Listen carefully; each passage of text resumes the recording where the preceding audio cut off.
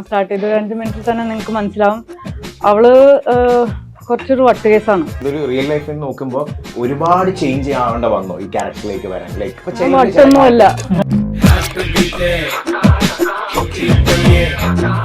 ഞാൻ പഠിച്ച ഏറ്റവും വലിയ പാഠം ഷോർട്ടിൽ കോംപ്രമൈസ് എന്ന് പറയുന്ന ഒരു സംഗതി ഇല്ല, അതാണ്. അപ്പൊ അതിന് ഒന്നെങ്കിൽ 100% ഇടും, അല്ലെങ്കിൽ അതൊന്നും ഷോർട്ട് തരൂല.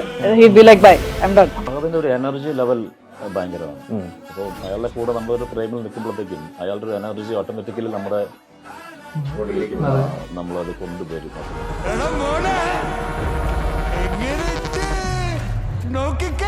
ഭയങ്കര ചൂടനും അല്ലെങ്കിൽ ദേഷ്യക്കാരനുമായിട്ടുള്ള സംവിധായകന് ചിലപ്പോൾ ഇങ്ങനത്തെ സിനിമ ചെയ്യാൻ പറ്റിക്കൊള്ളണമെന്നില്ല. അല്ലെങ്കിൽ അങ്ങനത്തെ ഒരു സംവിധായകന് ഞങ്ങളെ ചിലപ്പോൾ ഇത്രയും കംഫർട്ടബിൾ ആയിട്ട് നിർത്താൻ ചിലപ്പോൾ പറ്റില്ല. ഒരു ടേക്ക് പോയി ചൂടാവുന്നു, ദേഷ്യം പിടിക്കുന്നു എന്നൊക്കെ പറയുന്ന സാധനവും അൽത്താഫ് പറഞ്ഞു തരുന്ന രീതിയും തമ്മിൽ ഭയങ്കര വ്യത്യാസമുണ്ട്. Hello, hi, welcome to ginger media. ചോദിച്ചു പോവാം, ഓടും കുതിര ചാടും കുതിര, പക്ഷെ വെള്ളം കണ്ടാൽ നിൽക്കോ ഇല്ലയോ എന്ന് എനിക്കറിയില്ല. എന്തായാലും ഓണത്തിന് hitting theatre, so I am welcoming. Hello the team. Kalyani, how are you? I am good, thank you. And ഈ അടുത്ത് നോക്കുമ്പോൾ തന്നെ the second movie getting release എന്ന് വേണം, ലോക. ഓടും കുതിര ചാടും കുതിര. ഇതില് ട്രെയിലർ കണ്ടപ്പോൾ തന്നെ ഇതിന്റെ ക്യാരക്ടർ എന്തായാലും ഒരു ട്രെയിലറിലൂടെ നമുക്ക് കംപ്ലീറ്റ് ആയിട്ട് മനസ്സിലാക്കാൻ പറ്റത്തില്ല, പക്ഷെ ഇത് മനസ്സിലാവും. ഹൈ പാക്ക് എനർജി ഗേൾ എന്നൊക്കെ വേണമെങ്കിൽ പറയാം. ആൻഡ് പറയൂ അബൌട്ട് ദ ക്യാരക്ടർ. ഫസ്റ്റ് തന്നെ അതിനകത്ത് കാണുന്ന എബി, ഞാനൊരു സ്വപ്നം കണ്ടടാ, കിടിലൊരു കുതിര. സോ ബേസിക്കലി എന്റെ ക്യാരക്ടറിന്റെ പേര് നിധി എന്നാണ്. ആൻഡ് സിനിമ സ്റ്റാർട്ട് ചെയ്ത് 5 മിനിറ്റിൽ തന്നെ നിങ്ങൾക്ക് മനസ്സിലാവും അവള് കുറച്ചൊരു വട്ടുകേസാണ്. ആൻഡ് ബേസിക്കലി നിധി ക്വർക്കിയാണ്, പ്ലേഫുൾ ആണ്, ഭയങ്കര അൺപ്രഡിക്റ്റബിൾ ആണ്. ആൻഡ് ഇതിൽ ഏറ്റവും ഇൻട്രസ്റ്റിംഗ് എന്താന്ന് വെച്ചാൽ ബേസിക്കലി അൽത്താഫ് ക്രിയേറ്റ് ചെയ്യുന്ന ഈ സിനിമയുടെ ലോകത്തില് നിധി ചെയ്യുന്നതെല്ലാം നോർമലൈസ്ഡ് ആണ്. അതാണ് ഈ സിനിമയുടെ നോർമൽ ബേസിക്കലി. സോ ഈ സിനിമയിലെ ഓരോ ക്യാരക്ടേഴ്സും, എല്ലാ ക്യാരക്ടേഴ്സും കുറച്ചൊരു ഓഫ് ബീറ്റ് ആണ്. ആൻഡ് തീർച്ചയായിട്ടും പറയാം. സോ മുഴുവൻ വട്ടല്ല, പക്ഷേ അൽത്താഫ് എന്നോട് ബ്രീഫ് പറഞ്ഞത് നിധി ഒരു കൊറിയൻ റോംകോമിൽ വരുന്ന പോലെ ഒരു ക്യാരക്ടറാണ് ബേസിക്കലി. അങ്ങനത്തെ എക്സ്പ്രഷൻസും എക്സാജറേറ്റഡ് ബിഹേവിയേഴ്സും അതൊക്കെ. സോ അവളുടെ ബിഹേവിയേഴ്സിലും സംസാരത്തിലൊക്കെ ഞങ്ങൾ ആ വൈബാണ് പിടിച്ചിട്ടുള്ളത്. പക്ഷെ അവൾക്കൊരു ഇമോഷണൽ ഓണസ്റ്റി ഉണ്ട്. ആൻഡ് ഈ contrast between emotional honesty and crazy behaviours ആണ് ഈ ക്യാരക്ടറിനെ ഭയങ്കര ഇൻട്രസ്റ്റിംഗ് ആക്കുന്നത്. എത്ര ക്രേസി ആണെങ്കിലും ഷീ ഈസ് ഹോണസ്റ്റ്. അതെ, സ്ട്രെയിറ്റ് ഫോർവേഡ്. അല്ല, ഷീ ഈസ് ഓണസ്റ്റ് എന്നല്ല, her honesty, her emotions are genuine. So behaviours വട്ടാണെങ്കിലും it comes from a very honest place. ഇതൊരു റിയൽ ലൈഫിൽ നോക്കുമ്പോൾ ഒരുപാട് ചേഞ്ച് ആവേണ്ട വന്നോ ഈ ക്യാരക്ടറിലേക്ക് വരാൻ? ലൈക്ക് ഒന്നുമല്ല,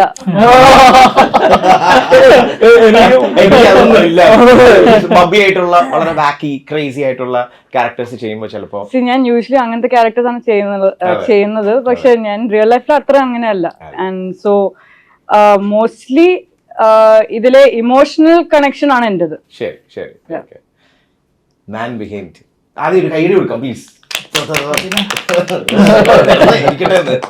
പറയൂ അല്ലെ, ഇതിന്റെ സ്റ്റാർട്ടിങ് തൊട്ട് ഈവൻ പൂജ ടൈം തൊട്ട് തന്നെ നമ്മളിങ്ങനെ വെയിറ്റിംഗ് ആയിരുന്നു അൽത്താഫിന്റെ മൂവി എന്ന് പറയുമ്പോൾ തന്നെ. ആൻഡ് ഫൈനലി ഇപ്പോഴാണ് ആ ഒരു dream coming like getting true എന്ന് പറയുന്നത്. So how happy are you? And excitement ലെവലിൽ ഞാൻ ചോദിക്കുന്നു, കാരണം സാധാരണ സിനിമ അഭിനയിക്കുന്നവരല്ലോ, ഡയറക്ട് ചെയ്തിട്ട് റിലീസ് ചെയ്യാൻ പോകുന്നതിന് മുമ്പ് ഒരു കിക്ക് വേറെയാണ്.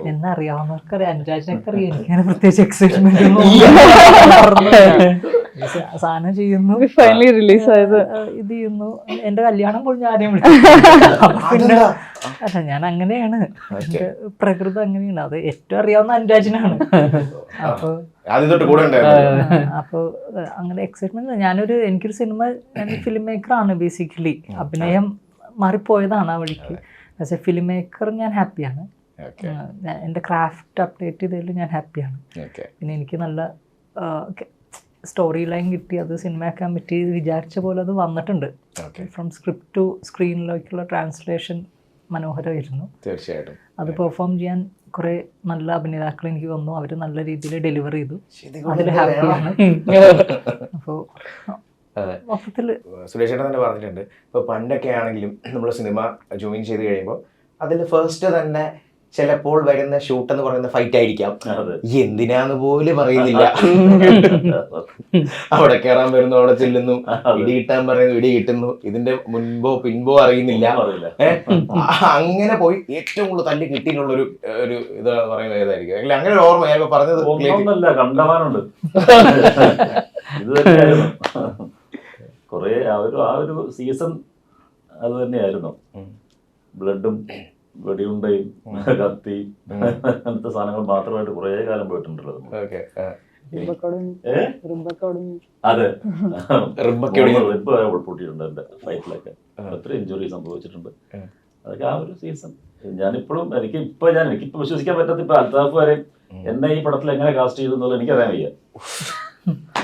അല്ലേ, ഞാൻ പണ്ടത്തെ ആളാണെങ്കിൽ ഇപ്പോഴും ഞാൻ അൽത്താഫിന്റെ ഒരു സെലക്ഷൻ നമുക്കറിയാം. പക്ഷെ ഞാൻ ഒരിക്കലും അൽത്താഫിന്റെ ഈ പടത്തിൽ ഞാൻ കാസ്റ്റ് ചെയ്യപ്പെടുമെന്ന് ഞാൻ ഒട്ടും ചിന്തിക്കുന്നില്ല. എനിക്ക് പെട്ടെന്നാണ് ഒരു ദിവസം ആഷിഖ് ഉസ്മാൻ എന്നെ ആദ്യം വിളിക്കുന്നത്. ചേട്ടാ ഇങ്ങനെ പരിപാടിയുണ്ട്, നമ്മൾ അതിനകത്ത് സാധനം ചെയ്യുന്നുണ്ട്. ഞാൻ അൽത്താഫിനെ വിളിക്കുന്നു, കാര്യങ്ങൾ പറയുന്നു. ഭയങ്കര ത്രില്ലായിരുന്നു ഞാൻ.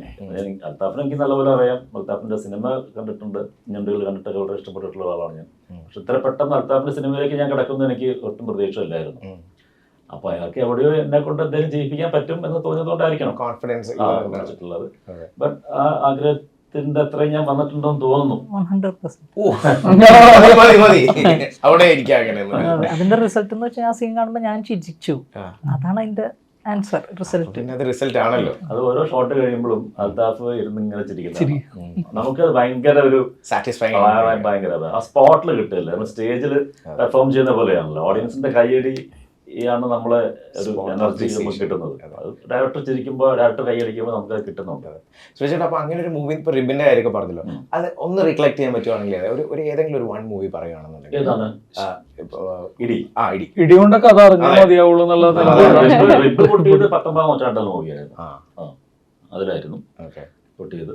ബാക്കി ഒത്തിരി കൈയും കാലും ഒക്കെ കണ്ടമാനം, പഴശ്ശിരാജയ്ക്കൊക്കെ കണ്ടമാനം ഇഞ്ചുറി ഉണ്ടായിട്ടുണ്ട്. ആക്സിഡന്റ് ഹിസ്റ്ററീസ് ആയിരുന്നു. കാരണം ഈ ഒന്നാമത് കുതിരപ്പുറത്ത് നമ്മൾ താഴെ നിന്ന് ഫൈറ്റ് ചെയ്യുന്ന പോലെയല്ല, ഈ സാധനത്തിന്റെ മുകളിൽ കയറി നിന്നിട്ട് വേണം ഫൈറ്റ് ചെയ്യാനായിട്ട്. ഇതിന് മുകളിൽ ഇരിക്കുന്നത് ആരാ, അടിക്കുന്നത് ആരാ, വെട്ടുന്നത് ആരാന്ന് അതിനറിയത്തില്ലോ, അതിന് മാർക്കുമല്ല. ഇതിന് റിഹേഴ്സൽ സമയത്ത് നമ്മളിപ്പോ ഒരു ബോംബ് പൊട്ടിക്കുന്നുണ്ടെങ്കിൽ അത് റിഹേഴ്സൽ ചെയ്യില്ല. നമ്മള് ടേക്കിലടിക്കുമ്പോൾ ബോംബ് പൊട്ടിക്കുന്നത്. പക്ഷെ ആ സൗണ്ട് അതിന്റെ ഭയങ്കരമായിട്ട് ഡിസ്റ്റർബ് ചെയ്ത് കളയും. അപ്പൊ അത് ഭയങ്കര പാനിക്കായിട്ട് അങ്ങോട്ടും ഇങ്ങോട്ടൊക്കെ ഓടി. അപ്പൊ നമ്മൾ ഭയങ്കര സീനാവും. അയ്യോ എത്ര പ്രാവശ്യം അതിന്റെ മുകളിൽ നിന്ന് വീണ കഴിഞ്ഞു, കയ്യോ കാലോ പൊട്ടുന്ന കാര്യം ഉറപ്പാണ്. ഫ്രാക്ചർ 100% അങ്ങനത്തെ സാധനമാണ്. അപ്പൊ അതിന്റെ മുകളിലും കയറി ഇരുന്നിട്ടൊക്കെ പണിയെടുത്തിട്ടുണ്ട്. കുതിരയുടെ മൊത്തത്തില് അത്ര നല്ല ബന്ധത്തിലല്ല, അവർക്ക് നല്ല ബന്ധം സ്ഥാപിക്കാൻ ആഗ്രഹിക്കുന്നില്ല. ഇതില് കുതിരയായിട്ട് ബന്ധമുള്ളൂ? ഇതില് കുതിരയായിട്ട് എനിക്ക് ബന്ധമില്ല, പക്ഷെ എന്റെ മകൾക്ക് ചെറിയൊരു ബന്ധമുണ്ട്. കുതിര അത്രയും ആഗ്രഹിക്കുന്ന ഒരു മകളാണോ? മകളായിരിക്കും. നിധിയല്ലേ ക്യാരക്ടർ അല്ലേ? അത് മര്യാദയ്ക്ക് എന്റെ അടുത്ത് പറഞ്ഞിട്ടുണ്ടെങ്കിൽ നല്ല കുതിര ഇത് സ്വപ്നത്തിൽ കണ്ട കുതിരയും കൂടെ എന്റെ അടുത്തല്ല പറഞ്ഞത്. വേറൊരു ഇങ്ങനെ ആഗ്രഹമുണ്ട് എനിക്കെന്ന് പറഞ്ഞാൽ ഞാൻ നല്ല കുതിര അറേഞ്ച് ചെയ്ത് കൊടുത്തേ. എന്തിനാ എബിയുടെ അടുത്തേക്ക് പറയാൻ പോകുന്നത്? അത് അലുവ പോലത്തെ കുതിര, കഷ്ണം പോലത്തെ നല്ല കുതിരാന്നല്ലേ. അതുപോലെ കല്യാണി ആസ് എൻ ഇപ്പം അൽത്താഫ് എന്ന് പറയുന്ന വ്യക്തി ഇപ്പൊ നോർമലി നമ്മൾ കാണുമ്പോൾ ഒരുപാട് അറിയാവുന്നവർക്ക് ചിലപ്പോൾ ക്യാരക്ടർ ഡിഫറെൻ്റ് ആയിരിക്കാം. പക്ഷെ നമ്മൾ നോർമലി കാണുമ്പോൾ ഒരു കുറച്ച് സൈലൻ്റ് ആയിട്ടുള്ള ഒരു വ്യക്തി, അപ്പം ഒരു അങ്ങനെ ക്യാരക്ടർ ചെയ്യുന്നൊരു വ്യക്തി. അപ്പം ഡയറക്ടർ ആകുമ്പോൾ ചിലപ്പോൾ ആ ഒരു നേച്ചർ മാറിയേക്കാം. ചിലപ്പോൾ അഗ്രസീവ് ഡയറക്ടേഴ്സ് ഉണ്ട്, വളരെ കാഷ്വലായിട്ട് സംസാരിച്ച് പക്ഷെ എല്ലാം കൊണ്ടുവന്ന ഡയറക്ടേഴ്സ് ഉണ്ട്. സോ ആസ് എ ഡയറക്ടർ അൽത്താഫിനെ പറ്റി പറയുകയാണെന്നുള്ളത് it's like a very calm director or like no I need more? So അൽത്താഫിയുടെ കൂടെ വർക്ക് ചെയ്യുന്നത് ഒരു റിലാക്സിങ് എക്സ്പീരിയൻസ് ആയിരുന്നു. പറഞ്ഞ പോലെ വളരെ സൈലന്റ് ആണ്, പക്ഷെ ഒരു ഓപ്പൺ ബുക്കുമാണ്. ആൻഡ് അൽത്താഫിയുടെ മൈൻഡ് സെറ്റ് എങ്ങനെയാണെന്ന് വെച്ചാൽ, ഞങ്ങൾക്ക് എല്ലാവർക്കും അറിയാം ഈ സിനിമ കുറച്ച് സമയം എടുത്തിട്ടാണ് ഷൂട്ട് ചെയ്തത്. ആൻഡ് അതിന്റെ കുറെ ചാലഞ്ചസ് ഉണ്ടായിരുന്നു അൽത്താഫിക്ക്. പക്ഷെ എന്ത് സംഭവിച്ചാലും സെറ്റിൽ വരുമ്പോ അതൊക്കെ മറന്ന് ഞാനൊരു ജോളി സിനിമയാണ് ഷൂട്ട് ചെയ്യാൻ പോകുന്നത്, സോ എന്റെ സെറ്റ് ഭയങ്കര ജോളി ആയിരിക്കണം എന്നൊരു മൈൻഡ് സെറ്റിലാണ് വരുന്നത്. അതാണ് എപ്പോഴും അൽത്താഫിയുടെ attitude. And I think as a set അത് ആസ് പെർഫോമേഴ്സ് അത് ഞങ്ങളുടെ പ്രോസസ്സിനെ നല്ലോണം സഹായിച്ചിട്ടുണ്ട്. Okay. And I feel that comes only because he is both a director and an actor. Exactly. Yeah. അതിന്റെ ഗുണം എന്തായാലും ഉണ്ട്. Exactly. അല്ലേ? ഭയങ്കര ചൂടനും അല്ലെങ്കിൽ ദേഷ്യക്കാരനുമായിട്ടുള്ള സംവിധായകന് ചിലപ്പോൾ ഇങ്ങനത്തെ സിനിമ ചെയ്യാൻ പറ്റിക്കൊള്ളുന്നില്ല. Okay okay. അല്ലെങ്കിൽ അങ്ങനത്തെ ഒരു സംവിധായകന് ഞങ്ങളെ ചിലപ്പോ ഇത്രയും കംഫർട്ടബിൾ ആയിട്ട് നിർത്താൻ ചിലപ്പോൾ പറ്റില്ല. ഓക്കെ. ഒരു 2 ടേക്ക് പോയി ചൂടാവുന്നു, ദേഷ്യം പിടിക്കുന്നു എന്നൊക്കെ പറയുന്ന സാധനവും അൽത്താഫ് പറഞ്ഞു തരുന്ന രീതിയും തമ്മിൽ ഭയങ്കര വ്യത്യാസമുണ്ട്. അത് ആർട്ടിസ്റ്റിനെ ഭയങ്കരമായിട്ട് കംഫർട്ടബിൾ ആകുന്ന ഒരു കാര്യമാണ്. അല്ലേ? ഈ പണ്ട് ചെയ്ത ചില ക്യാരക്ടേഴ്സ് ഇപ്പം പറയാം, ഇപ്പം 90s വില്ലന്മാർ അല്ലെങ്കിൽ 2000 ഏർലി ആ ടൈമിലെ ചില വില്ലൻ ക്യാരക്ടേഴ്സൊക്കെ ആ ടൈമിൽ നമ്മൾ ടി വിയിലൊക്കെ കാണുമ്പോൾ നമ്മൾ തന്നെ ഒന്ന് പേടിക്കും. ഈവൻ മേക്കപ്പ് ആണെങ്കിൽ എന്താ സുരേഷനൊക്കെ റിലേറ്റ് ചെയ്യാമല്ലോ. പക്ഷെ ഇപ്പൊ അതൊക്കെ കാണുമ്പോൾ അല്ലെങ്കിൽ ഇപ്പൊ അത് പല രീതിയിൽ അതിനെ പോർട്രേറ്റ് ചെയ്യുന്നു. പല BGM പല രീതിയിൽ പോർട്രേറ്റ് ചെയ്യുമ്പോൾ നമുക്ക് ചിലപ്പോൾ BGMലൊക്കെ വലിയ കാര്യമുണ്ടല്ലോ, പോർട്രേറ്റ് ചെയ്യുമ്പോൾ അത് ഭയങ്കര കോമഡി ആയിട്ട് ഫീൽ ചെയ്യുന്ന ഒരു സാധനം ഉണ്ടല്ലോ. അത് അതിനെപ്പറ്റി തിങ്ക് ചെയ്തിട്ടുള്ളൂ അല്ലെ? അത് കാണുമ്പോൾ സെൽഫ് നമ്മൾ ചെയ്ത ക്യാരക്ടേഴ്സ് കുറെ വർഷം മുമ്പ് ചെയ്തിട്ടുള്ളല്ലേ. അന്നത്തെ കാലഘട്ടത്തിൽ അത് ഓക്കെ ആയിരുന്നു. ഇപ്പൊ നമ്മുടെ മുമ്പത്തെ ജനറേഷൻ ബാലങ്കൻ നായർ അല്ലെങ്കിൽ ഇപ്പൊ TG രവി അല്ലെങ്കിൽ ഉമ്മർക്ക് എന്നൊക്കെ പറയുന്ന ആൾക്കാർ ചെയ്തത് ഇപ്പൊ കാണുമ്പോൾ നമുക്ക് ചിലപ്പോൾ കോമഡി ആയിട്ട് ഫീൽ ചെയ്യുന്നുണ്ടായിരിക്കാം. പക്ഷെ അന്നത്തെ ജനറേഷൻ അത് കണ്ട് പേടിച്ചിട്ടുണ്ട്. എന്ന് പറയുന്ന പോലത്തെ മാറ്റം ഓഡിയൻസിലും വരുന്നുണ്ടല്ലോ. സിനിമയുടെ മേക്കിങ്ങിലും മാറി, എല്ലാം മാറിക്കഴിഞ്ഞു കുറെ. അതുകൊണ്ട് തന്നെയാണ് ഈ വിനയ് പറഞ്ഞത്. കാരണം ഒരു പെർട്ടിക്കുലർ ഇപ്പം നോക്കുമ്പോൾ ഉള്ള കോമഡി മൂവീസിനെക്കാട്ടിലും ഇപ്പം നമ്മൾ കണ്ടുകൊണ്ടിരിക്കുന്ന ഒരു സ്പോട്ട് പരിപാടി ഉണ്ട്. അത് കുറച്ചുകൂടെ ലോജിക്കൽ എന്ന് വേണമെങ്കിൽ പറയാം. അത് വളരെ ഇമ്പോർട്ടൻ്റ് ആണല്ലോ ഇപ്പം. പക്ഷെ അതിൽ നിന്ന് ഒന്ന് മാറി ആൾക്കാർക്ക് റിലാക്സ് ചെയ്യാൻ പറ്റുന്ന ഒരു മൂവി എന്ന് പറയാൻ റീസൺ അതുകൊണ്ടാണ് അവന് ഈ ഒരു particular movie. No logic, go to theatre, enjoy, അത്രേ ഉള്ളൂ. ഈ സിനിമ അത് തന്നെയാണ്. ഇത് എനിക്ക് തുടക്കം മുതൽ അൽത്താഫിന് ഒരു ക്ലാരിറ്റി ഉണ്ടായിരുന്നു. ഇപ്പൊ നമ്മള് ഇപ്പൊ എന്നെ കാസ്റ്റ് ചെയ്ത ആ ടൈമിന് തന്നെ ഇപ്പൊ അൽത്താഫിനോട് പറഞ്ഞ എന്താന്ന് വെച്ച് കഴിഞ്ഞാല് ഈ ക്യാരക്ടറിന്റെ ഡയലോഗ് ഡെലിവറിയുടെ ഒരു സ്പീഡ് ഉണ്ട്. കാര്യം ഇത് ലൈക്ക് നമ്മൾ ഡയലോഗ് പറയുന്ന 10-35 ആക്ടേഴ്സ് ഉണ്ട് ഈ പടത്തിൽ. അപ്പൊ എല്ലാ ആളുകൾക്കും സ്പേസ് ഉണ്ട്. അപ്പൊ അങ്ങനെ കുറെ പരിപാടി ആയതുകൊണ്ട് ഇപ്പൊ ക്യാരക്ടേഴ്സിന്റെ എനർജി ലെവൽ ഉണ്ടല്ലോ, എനർജി ലെവലിന്റെ ഒരു ക്ലാരിറ്റി ഉണ്ട്. പിന്നെ നമ്മൾ ഡയലോഗ് ഡെലിവറി ചെയ്യുന്ന ഒരു ക്ലാരിറ്റി ഉണ്ട്. ഇവരുടെ ബോഡി ഇതിന്റെ ഒക്കെ ഒരു ഫുൾ ഡീറ്റെയിലിംഗ് നമുക്ക് ഉണ്ടായിരുന്നു. അതിന് ശേഷമാണ് നമ്മൾ ഈ പരിപാടി തുടങ്ങിയത്. അപ്പോ ഇത് നേരത്തെ കല്യാണി പറഞ്ഞ പോലെ, അതായത് ഈ ഇങ്ങനെ ഒരു ലോകം ക്രിയേറ്റ് ചെയ്യപ്പെട്ടിട്ടുണ്ട്. അത് ഭയങ്കര ഇൻട്രസ്റ്റിംഗ് ആണ്. അപ്പൊ അത് കാഴ്ചക്കാർക്കും അത് ഇൻട്രസ്റ്റിംഗ് ആയിരിക്കും. പിന്നെ ഇപ്പൊ കൂടുതലും ആളുകൾ തിയേറ്ററിൽ വരുന്നത് ഈ എന്റർടൈൻമെന്റിന് വേണ്ടി തന്നെയാണ്. ഭയങ്കര ചിന്തിച്ച് തലകുണ്ടാക്കാനോ അല്ലെങ്കിൽ അതല്ല. അപ്പൊ അങ്ങനത്തെ ഒരു സെനാരിയോയില് ഈ സിനിമക്ക് ഭയങ്കര സ്പേസ് ഉണ്ട്. പ്രത്യേകിച്ച് ഈ ഫെസ്റ്റിവൽ സീസണിൽ ഓണത്തിന് നമ്മള് പോയിരിക്കുക, പടം കാണുക, പൊളിക്കുക, ഗംഭീര പാട്ടും പരിപാടിയൊക്കെ ഉണ്ട്. ജസ്റ്റിൻ വർഗീസ് ആണ് മ്യൂസിക്. ഭയങ്കര ഇപ്പൊ ട്രയലർ കാണുമ്പോൾ തന്നെ അറിയാലോ, ഭയങ്കര ബ്യൂട്ടിഫുള്ളി ഷോട്ടാണ്, ഫുൾ കളർഫുൾ ജിൻഡോ. അപ്പൊ അങ്ങനെ ഒരു ആ സ്കെയിലിൽ നിൽക്കുന്ന ഒരു ആബ്സല്യൂട്ട് കമേഴ്ഷ്യൽ പാക്കേജ് ആണ് പടം. അറ്റ് ദ സെയിം ടൈം നമ്മളിപ്പോ ഇത് റോം കോം ആണ്, ഇതിൽ റൊമാൻസ് ഉണ്ട്, ഇതുപോലെ ഫൺ ഉണ്ട്, കോമഡി ഉണ്ട്. അറ്റ് ദ സെയിം ടൈം ഇപ്പൊ അൽത്താഫിന്റെ ഒരു സിഗ്നേച്ചർ സാധനമുണ്ട്. അതായത് ഇതിന്റെയൊക്കെ കൂടെ ഒരു ഇമോഷണൽ ട്രാക്ക് എന്ന് പറയുന്ന സാധനമുണ്ട്. അത് ഈ സിനിമയിൽ ഭയങ്കര രസമായിട്ട് പ്ലേസ് ചെയ്യപ്പെട്ടിട്ടുണ്ട്. അപ്പൊ ഇതൊരു ആബ്സല്യൂട്ട് പാക്കേജ് ആണ്. അത് ഡെഫിനറ്റ്ലി അത് ആളുകൾ സ്വീകരിക്കും എന്നുള്ളത് തന്നെയാണ്. എനിക്കൊന്നു മിക്ക ആക്ടേഴ്സിനെക്കാട്ടിലും അതിനൊക്കെ മുമ്പോട്ട് അൽത്താഫിന്റെ കൂടെ ഈ പടത്തിന് വേണ്ടി ഇരുന്നൊരു വ്യക്തിയാണ്. അപ്പൊ ഫഹദ് എന്ന് പറയുന്ന ഒരു വ്യക്തി ഇതിലെ ഒരു ക്യാരക്ടർ പ്ലേ ചെയ്യുമ്പോൾ ഫഹദിന്റെയും പല ഡിഫറെന്റ് പരിപാടി ഇതിനകത്ത് കാണാം എനിക്ക് സാധിക്കുന്നുണ്ട്. അല്ലെ നിങ്ങൾ തമ്മിലുള്ള കൗണ്ടേഴ്സ് സപ്പോർട്ട് ഫഹദിനെ പറ്റി പറയുകയാണെങ്കിൽ അനുരാജിന് ഏറ്റവും കൂടുതൽ സീൻ അനുരാജ് അഭിനയിച്ചിരിക്കുന്നത് കോമ്പിനേഷൻ ഏറ്റവും കൂടുതലുള്ള വ്യക്തി എന്നുള്ളതൊക്കെ പറയും. അല്ല, അത് ഭയങ്കര അടിപൊളി എക്സ്പീരിയൻസ് ആയിരുന്നു. ഈ ആദ്യത്തെ ദിവസങ്ങളൊക്കെ ടെൻഷൻ ഉണ്ടായിരുന്നു. പതിയെ പതിയെ അത് മാറി. ആദ്യം ആള് സംസാരിക്കൂലായിരുന്നു. സംസാരിക്കാത്തല്ല, നമ്മളൊന്ന് പരിചയപ്പെടുന്നതിന്റെ ഒരു ഇതായിരുന്നു. ഞാനും അങ്ങാട് കയറി സംസാരിക്കാൻ എനിക്കൊരു മടിയായിരുന്നു, എങ്ങനെയാണ് എന്നുള്ളൊരു സംഭവം. പക്ഷെ മിണ്ടി സംസാരിച്ചു തുടങ്ങിയപ്പോൾ ഭയങ്കര ഇതായി. സീനുകളൊക്കെ ചെയ്യണതിന് മുമ്പ് ആളും ചോദിക്കും, ഇങ്ങനെ പറയട്ടെ, ഇങ്ങനെ ചെയ്താൽ എങ്ങനെ ഉണ്ടാവും എന്നൊക്കെ ചോദിക്കും. പിന്നെ അത് വേറൊരു വേൾഡാണ്. ഈ സിനിമയുടെ മൊത്തത്തിൽ അത് അൽത്താഫക്കട ഉണ്ടാക്കിയൊരു വേൾഡാണ്. അത് ഭയങ്കര വലിയൊരു എക്സ്പീരിയൻസ് തന്നെയായിരുന്നു ആളുടെ കൂടെയുള്ള ഓരോ ദിവസവും. ഞാൻ വരണത് എനിക്ക് നമ്മുടെ ഫഹദിക്കില്ലാത്ത ദിവസം അപ്പം എനിക്കും ഉണ്ടാവാറില്ല. കാരണം ആളുടെ കൂടെ എനിക്ക് കൂടുതലും കോമ്പിനേഷൻ ഉണ്ടായിരുന്നിരുന്നത്. അത് ഭയങ്കര നല്ല എക്സ്പീരിയൻസ് തന്നെയായിരുന്നു. അത് കല്യാണം എടുത്ത് എനിക്ക് ചോദിക്കാനുണ്ട്. കാരണം നിങ്ങൾ നിധി ആൻഡ് എബി അല്ലേ, നിങ്ങൾ ആ ട്രെയിലർ കാണുമ്പോൾ തന്നെ ഭയങ്കര കംഫർട്ടബിൾ ആയിട്ട് അല്ലേ നിങ്ങളുടെ ആ ഒരു കോംബോ പറ്റി പറയുകയാണെന്നുണ്ടെങ്കിൽ അബൌട്ട് ഫഹദ്. ഐ മീൻ എബിയോടാണ് ആദ്യം വിളിച്ച് പറയുന്നത് ഇങ്ങനെ ഒരു ഡ്രീം കണ്ടു കുതിരയെ വേണമെന്ന് പറഞ്ഞു. സോ അപ്പൊ അതിൻ്റെ കൂടെ വർക്ക് ചെയ്യുന്നത് എനിക്കൊരു ലേണിംഗ് എക്സ്പീരിയൻസ് ആയിരുന്നു. ഒരു ആക്ടർ എന്ന നിലയിൽ എന്നെ നല്ലോണം സഹായിച്ചിട്ടുണ്ട്. At least that's what I feel.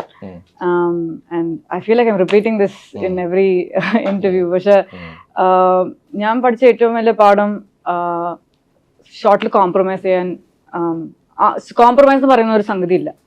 അതാണ് അപ്പൊ അതിന് ഒന്നെങ്കിൽ 100% ഇടും, അല്ലെങ്കിൽ അതൊന്നും ഷോർട്ട് തരൂല. He be like bye I am done. So അതാണ് ആറ്റിറ്റ്യൂഡ്. ആൻഡ് എനിക്ക് ആ ലെവലിലുള്ള ഫോക്കസും ഇന്റഗ്രിറ്റിയും എനിക്ക് ഇല്ലായിരുന്നു എന്ന് എനിക്ക് തോന്നി. ആൻഡ് എന്റെ അപ്രോച്ചിൽ അത് മാറി ബേസിക്കലി.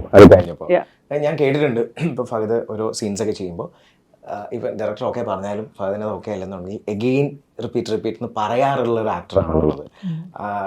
ഞാൻ കേട്ടിട്ടുണ്ട്. അതങ്ങനെ പുള്ളിയുടെ പ്രോസസ്സിന്റെ ഭാഗമാണ് അത്. ഒരു സാറ്റിസ്ഫാക്ഷൻ കിട്ടുക എന്ന് പറഞ്ഞൊരു സംഭവം. പിന്നെ അത് നമുക്ക് എല്ലാവർക്കും ഞാൻ അഭിനയിക്കുമ്പോൾ അതുണ്ട്. കാരണം ഈ ആദ്യത്തെ ദിവസമൊക്കെ പോയി ക്യാരക്ടർ ആവാന്ന് പറഞ്ഞാൽ ഭയങ്കര ബുദ്ധിമുട്ടാണ്.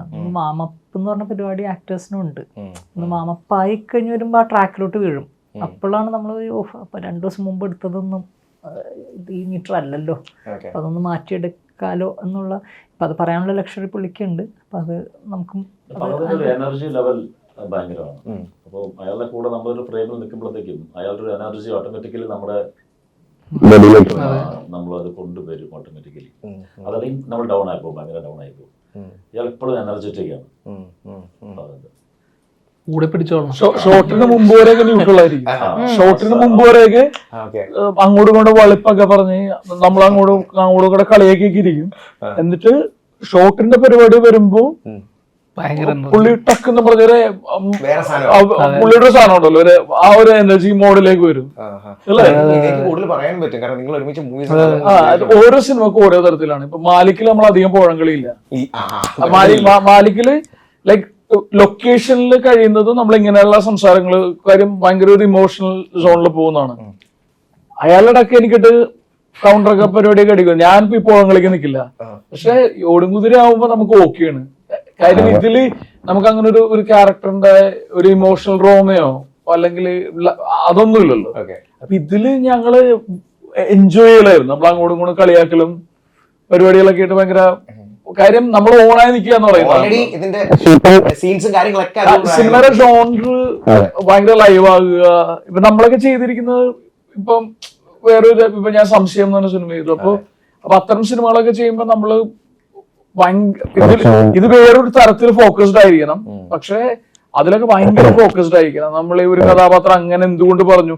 ഈ സിനിമയിൽ അൽത്താഫ് എന്നോട് പറയുന്ന ഒരു ലൈൻ ഞാൻ വേറൊരു സിനിമയെ പറഞ്ഞു കഴിഞ്ഞാൽ അതൊരു അത് ലോജിക്കൽ അല്ലാന്ന് അവർക്ക് ഫീൽ ചെയ്യും.